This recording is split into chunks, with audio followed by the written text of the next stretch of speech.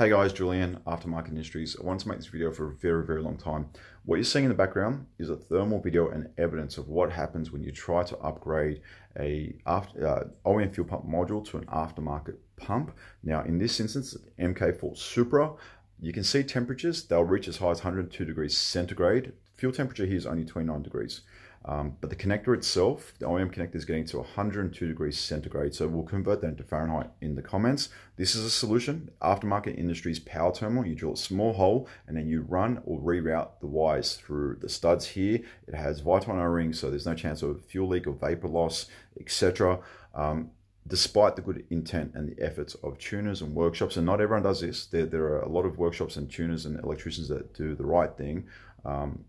You'll always reach a bottleneck and a ceiling with the current flow capabilities of an OEM connector and pins. There are exceptions. Sure, you can get some connectors that will reach 20 amp or 15 amp or 25 amp like a Trackhawk, but most OEM connectors won't, or the pins won't give you much capability or bandwidth in terms of increased current draw over the OEM fuel pump current draw.